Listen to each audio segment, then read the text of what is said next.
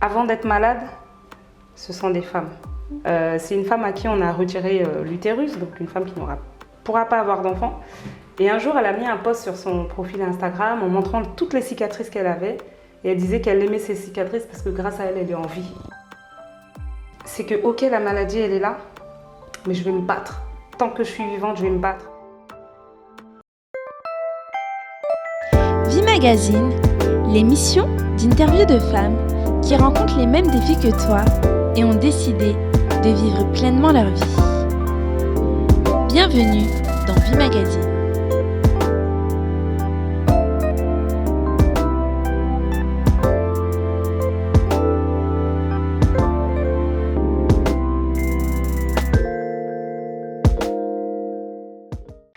Bienvenue sur le plateau de Vie Magazine. Aujourd'hui, j'ai l'honneur de recevoir Sandrine, une femme à 10 000 casquettes. Vous n'allez pas vous ennuyer. Hello Sandrine. Hello Jamie, bah là tu mets la pression. Comment tu vas? Bah écoute, très bien, ça va. Je rêve de dormir, mais ça va.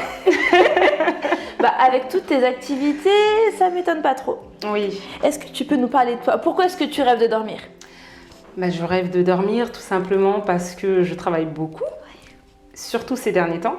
Par rapport à mon projet, donc Bell & Care, c'est vrai qu'il y a une grosse avancée qui est arrivée en très peu de temps et forcément beaucoup de travail derrière. Bon, on va en parler, mais du coup, c'est vrai que je manque de sommeil. Il y a du boulot. Mais voilà, c'est une très bonne fatigue parce que les choses avancent. Est-ce que tu peux nous parler de Bell & Care? Bien sûr. Alors, Bell & Care, c'est vraiment c'est un projet qui me tient à cœur parce qu'il est né de mon métier d'infirmière. Okay. Donc, j'ai exercé, je dis j'ai exercé parce que j'ai arrêté l'hôpital pendant plus de 20 ans à l'hôpital et en parallèle donc d'une de mes casquettes de coiffeuse et maquilleuse. Et on ajoute à cela mon expérience dans le milieu hospitalier et plus particulièrement en cancérologie. Donc, ce projet, il est né de ces 3 casquettes-là. En ayant pris soin des femmes atteintes d'un cancer, au fait, j'ai vraiment été touchée parce que cette maladie, comme on le sait, quand on prononce le mot cancer, on pense à quoi? La mort. On pense à la mort. Malheureusement, c'est ça, et c'est vraiment un environnement qui est très triste. Ouais. D'accord? Ensuite, il y a les effets secondaires de la maladie. Donc, beaucoup plus visible chez les femmes, parce qu'une femme qui perd ses cheveux, ça se voit tout de suite. Contrairement aux hommes, ça va moins choquer. Donc moi, j'ai été beaucoup plus touchée par les effets secondaires, en tout cas ceux qui sont visibles chez la femme, parce que je suis moi-même une femme, que je suis coquette, que j'aime me maquiller, me coiffer. Voilà, ça me fait me sentir bien, me sentir belle, et ça me donne de la confiance en moi. Et ce que j'ai constaté chez ces femmes, elles n'ont pas choisi de perdre leurs cheveux, elles n'ont pas choisi de perdre leurs cils, elles n'ont pas choisi de perdre leurs sourcils. Et parfois, elles perdent les seins quand c'est un cancer du sein. Après, le cancer, il touche tous les organes, mais quand ça touche le sein, c'est encore un élément de la féminité et ça fait beaucoup. Et moi, je me suis dit, il fallait que je fasse quelque chose avec ces femmes-là, en utilisant ma casquette de coiffeuse et maquilleuse. J'ai eu envie de mettre en place des ateliers qu'à l'époque, j'avais appelés beauté-thérapie, dans le milieu hospitalier. C'est pas évident parce que voilà, il faut créer un poste, faut aménager un temps, voilà. Donc j'ai laissé tomber parce que j'ai vu que ça allait être compliqué. Et quelques années plus tard, dans un des hôpitaux, pardon, je pense que ça va être comme ça. Donc quelques années plus tard, dans un des hôpitaux où j'allais travailler, j'ai eu cette envie de renouveler en tout cas ce besoin-là de contribuer à ma manière à redonner en tout cas confiance à ces femmes, de la confiance en elles, qu'elles puissent retrouver leur féminité. Et donc j'ai essayé une fois de plus d'instaurer ces ateliers de beauté-thérapie, puisque c'est comme ça que je les appelais à l'époque. Ça n'a pas pu se faire, en plus c'était dans un hôpital public, c'est encore plus compliqué, il y a beaucoup de procédures, etc. etc. Donc je me suis dit, écoute Sandrine, tu vas créer cet endroit-là toi-même. Et à cette même période, donc ça remonte à 2 ans, j'ai eu l'opportunité d'intégrer un programme de formation dans une école de commerce en association avec une association qui s'appelle Entrepreneurs dans la ville, donc qui aide les porteurs de projets à peaufiner leurs projets. En tout cas, on nous donne des outils nécessaires à la création d'une entreprise. Et donc, j'ai fait cette formation qui m'a aidée, en tout cas, à structurer mon projet. Et à la base, le projet était vraiment très large. Donc, je me dis, heureusement que j'ai fait ce programme-là parce que j'ai pu le peaufiner et faire ce qu'il est aujourd'hui. Parce qu'à la base, j'avais prévu une grande école privée avec une partie pour les femmes atteintes d'un cancer, une partie pour les professionnels, une partie pour... Wow. Ouf, ça faisait trop.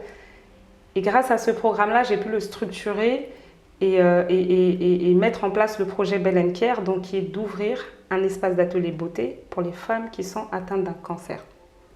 L'idée de cet espace atelier, c'est que ces femmes-là, en tout cas, puissent retrouver leur féminité au travers d'ateliers beauté. Et ce qui est assez nouveau, c'est qu'elles vont faire elles-mêmes leurs propres soins. Elles vont se maquiller elles-mêmes. Donc, elles sont accompagnées par une socio-esthéticienne, donc qui est une esthéticienne, mais qui a une casquette, qui a un côté vraiment adapté pour les milieux associatifs, les hôpitaux, etc., qui va leur montrer pas à pas les gestes à faire pour qu'elles puissent adopter une routine qu'elles pourront reproduire chez elles, avec des produits adaptés, des produits bio, étant donné que la chimiothérapie, ça fragilise beaucoup la peau. On utilise vraiment des produits le plus sain possible.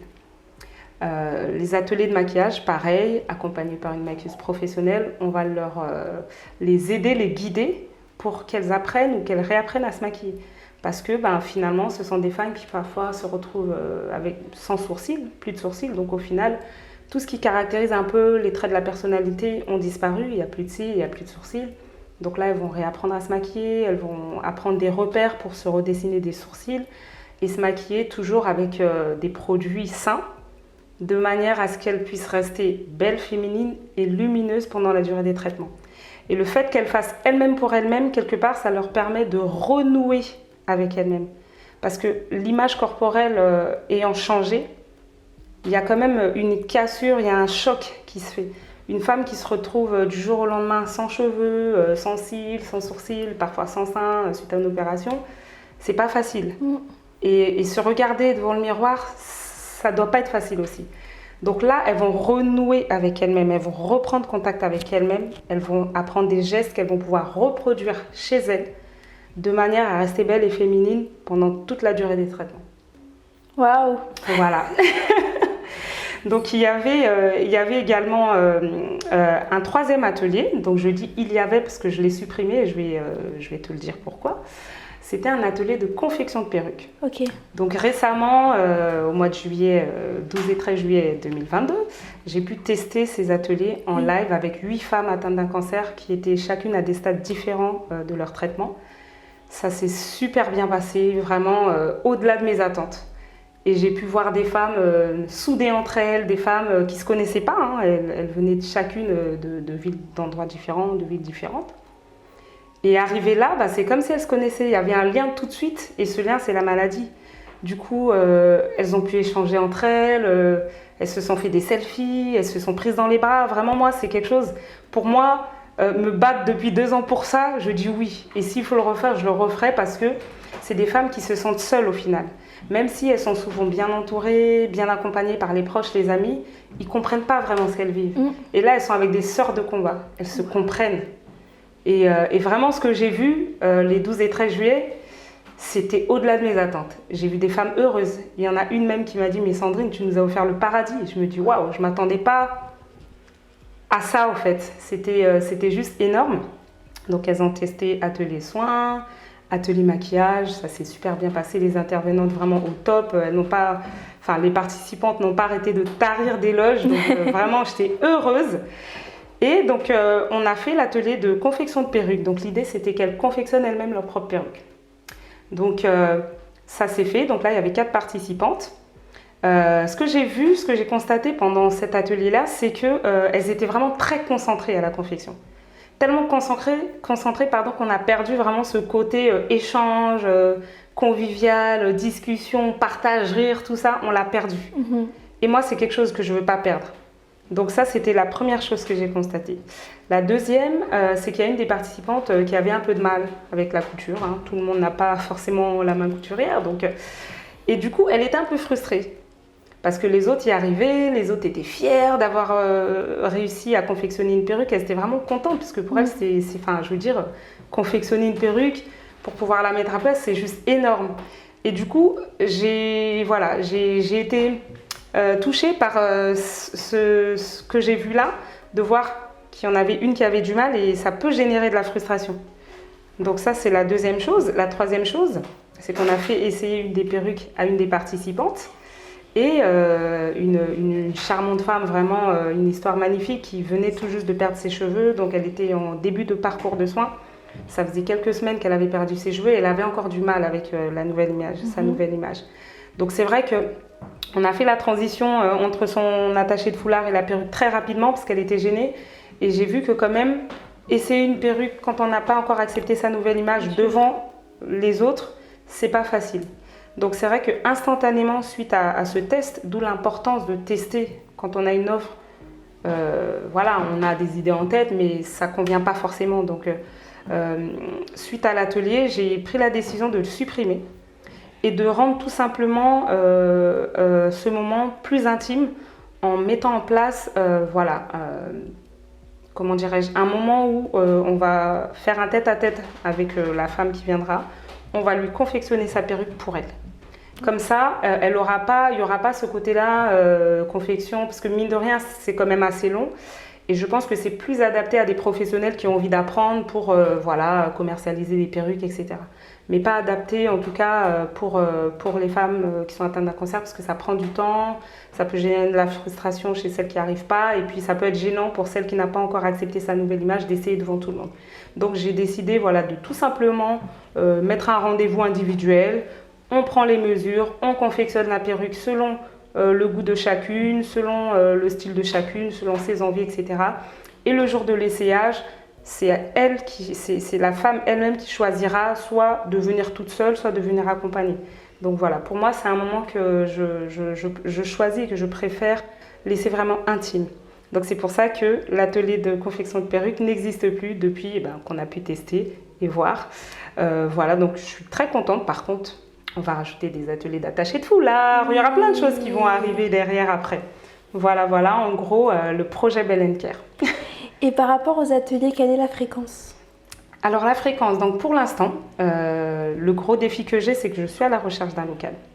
Parce que l'idée, c'est que l'espace Bell & Care soit ouvert tous les jours, du lundi au vendredi. Les week-ends et les soirées seront réservés vraiment pour des événements avec l'association, parce que l'association Bell & Care va faire beaucoup de choses, des soirées à thème, des soirées témoignages, des soirées, au fait, des excuses pour réunir tout simplement et créer du lien. Parce que mine de rien, moi j'ai eu des femmes qui n'ont pas forcément le cancer qui m'ont demandé mais est-ce que nous on pourra venir ? Est-ce qu'on est obligé d'avoir le cancer ? Donc je me suis dit, créer du lien avec des femmes qui ne sont pas forcément malades, de prendre celles qui ont la maladie, celles qui ne l'ont pas, de créer du lien ensemble, ça peut être vraiment source de bonne synergie. Ça peut encourager celles qui sont découragées alors qu'elles ne sont pas malades, etc. Parce qu'il y en a qui sont en train de se battre pour vivre, il y en a qui ne sont pas malades mais qui se plaignent pour un oui ou pour un non. Et je me dis, mettre les deux ensemble, ça peut donner de la force aux unes comme aux autres. Parce que du coup, celles qui ne sont pas malades, elles vont essayer de comprendre, d'entrer dans l'univers de celles qui sont malades. Elles vont essayer de les encourager, de leur donner de la force comme elles peuvent. Mais celles qui sont malades, elles vont donner un coup de pied aux fesses à celles qui ne le sont pas au final. Parce qu'elles se battent, elles se tapent des heures de chimio, elles vomissent, elles ne sont pas bien, etc. Et du coup, celles qui ne sont pas malades, elles vont pouvoir se dire « Ah oui, mais au final, c'est vraiment un cadeau d'être en bonne santé ». Donc l'association va créer des événements, la journée des droits de la femme, il y aura des soirées galas avec défilés de mode, elles vont défiler avec ou sans perruque, sans leurs cheveux, vraiment comme elles veulent, mais habillées par des créateurs. L'idée c'est vraiment de mettre en honneur la femme. Par exemple la journée de la fête du travail, il y aura des événements autour de l'entrepreneuriat, donc vraiment une association qui sera pleine de vie, qui va créer des moments pour occuper aussi les personnes parce que on a souffert de 2 ans de Covid, là on commence à en sortir, c'est bien, mais l'être humain n'est pas fait pour rester seul. On aime être ensemble, on aime, donc passer du temps ensemble, ça fait du bien, ça donne de la force, on ne se sent pas seul, etc. Donc, il y aura des ateliers de coaching en images, avec des conseillers en images, parce que voilà, il y a des femmes, par exemple, suite à une opération, une ablation du sein, qui n'ont pas forcément envie de faire de reconstruction par rapport à, voilà, c'est leur choix, et ben on peut leur proposer des styles de vêtements avec des volants pour équilibrer. Plein de petits ateliers, des moments de découverte de nouveaux produits, etc. etc. Donc beaucoup de choses à venir. C'est pour ça que bon, bah, il faut que je dorme. Même quand je dors, mon cerveau, il travaille, donc c'est... voilà. Voilà. Quel est le message principal que tu veux faire passer aux femmes? Moi, le message principal que je veux leur faire passer, c'est que avant d'être malades, ce sont des femmes. La maladie leur a pris leur féminité et moi, je veux qu'elles récupèrent leur féminité et que malgré la maladie, qu'elles restent belles, féminines, fortes. Parce qu'au final, une femme qui se sent bien, dans sa tête, elle peut tout faire en fait. Quand une femme est bien dans sa peau, rien ne peut l'arrêter, elle a confiance en elle, elle fonce, elle a des choses en tête, elle les fait, enfin voilà. Et moi j'ai vraiment, le message vraiment principal c'est que ok la maladie elle est là, mais je vais me battre. Tant que je suis vivante, je vais me battre. Et je veux qu'elles aient en tête qu'elles vont guérir. Parce qu'au final, pour moi en tout cas, la parole elle est créatrice. Quand on génère des choses positives, on ne peut que créer des choses positives. Des personnes qui sont toujours angoissées, qui sont toujours déprimées, etc. Au final, c'est que cet environnement-là qui les entoure et il n'y a rien de positif qui sort. Mais des personnes, parce que moi j'en ai rencontré des femmes atteintes de cancer, surtout là depuis que je suis dans ce projet, il y a des femmes qui ont des parcours mais incroyables, ça me donne des claques et je pensais que j'avais tout vu mais j'ai pas tout vu au fait. Il y en a une vraiment qui m'a marquée particulièrement, je pense qu'elle se reconnaîtra le jour où elle entendra vraiment ce passage, mais c'est une femme qui a eu un cancer du côlon, une jeune femme que j'ai rencontrée quand j'ai commencé ce projet. Donc elle a eu une rechute, donc au fait ça fait au moins peut-être 3-4 ans qu'elle est dedans, entre les rechutes, les récidives, etc. C'est une femme à qui on a retiré l'utérus, donc une femme qui pourra pas avoir d'enfant. Et un jour, elle a mis un post sur son profil Instagram en montrant toutes les cicatrices qu'elle avait. Et elle disait qu'elle aimait ses cicatrices parce que grâce à elle, elle est en vie. Waouh. J'ai dit waouh, ça m'a... Une bonne claque, je me suis dit ok, une leçon de vie. Juste voilà. Elle me dit grâce à ces cicatrices, je suis en vie. Et voilà, donc... Quand on entend des témoignages comme ça, au fait, on se dit, tant qu'on est vivant, il faut espérer. Moi, je me dis, tant qu'on est vivant, il faut espérer. Le seul moment où on ne peut plus, c'est quand on est parti de l'autre côté. Mais je me dis, voilà, je veux qu'elles gardent espoir, même si c'est des ateliers de beauté qui va leur permettre vraiment de rester belles et féminines. Mais je veux qu'elles aient vraiment, qu'il y ait une atmosphère de positivité, d'espoir et qu'elles se disent... Même si c'est dur, je veux guérir. Je veux guérir et je vais guérir. Et à force de le dire, pour moi en tout cas, voilà, la parole elle est créatrice. Quand on veut quelque chose, on le dit. Et puis, parce que les choses avant d'exister physiquement, on les pense, on les conçoit, on y travaille et puis un jour on les voit. Et pour moi c'est ça, je me dis voilà, il faut qu'elles se disent qu'elles peuvent guérir, qu'elles vont guérir, qu'elles le pensent, qu'elles le vivent et la guérison. Sandrine, quelle est ta vision de la vie? Ma vision de la vie Alors ma vision de la vie, je veux dire elle est simple, mais elle n'est pas si simple que ça, mais je veux dire, quand on est sur Terre, en tout cas on est vivant, je pense que chaque personne a un but dans ce monde. Et j'ai envie de dire, en tant que personne, il faut qu'on arrive à trouver pourquoi on est sur cette Terre. Quel est notre but sur cette terre? Et une fois qu'on a identifié ce but-là, de travailler pour essayer de l'accomplir. Donc voilà, moi je suis quelqu'un d'assez simple. Je me dis que j'aime faire ce que j'aime. J'aime faire ce que j'aime.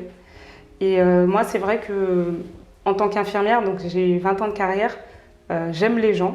Ça c'est une phrase que je dis tout le temps, que je dis souvent, j'aime les gens. Et je sais que j'ai des choses à apporter aux gens. Parfois, je ne fais même pas exprès. J'échange avec des personnes et me dis « Ah, merci, ça m'a fait du bien ». Donc, je me dis « Ok ». Je pense vraiment que ma vie, elle est faite aussi pour... je pense vraiment que je suis faite pour aider les gens, pour faire du bien aux gens. Et même si je l'ai fait à l'hôpital, mais je l'ai fait aussi par mes prestations de beauté. Quand je coiffe des femmes, je leur fais voilà, des extensions de cils parce que je me suis formée, tatouage et sourcils, toutes ces choses-là. Mes clientes, quand elles repartent et qu'elles sont contentes et qu'elles dansent, je me dis purée, j'aurais fait du bien, je suis contente. Je suis vraiment contente. Donc voilà, pour moi, la vie, c'est d'identifier ce pourquoi on est sur Terre et de travailler pour. Après, le reste, vraiment... Le reste, ça va être du bonus, hein. Faire en sorte d'être quelqu'un de bien et puis de profiter de la vie aussi. Hein. Est-ce que tu as l'impression d'avoir trouvé ton but?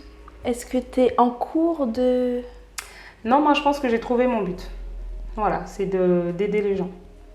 Voilà, d'aider les gens. Et c'est pas forcément des personnes qui sont bien dans leur peau. Parce que de la petite vie que j'ai, hein, de mes petits 41 ans, j'ai quand même rencontré des personnes, souvent, qui avaient des problèmes. Que ça soit des problèmes d'estime de soi, des problèmes de confiance en soi, des problèmes de couple, des problèmes avec la famille, etc.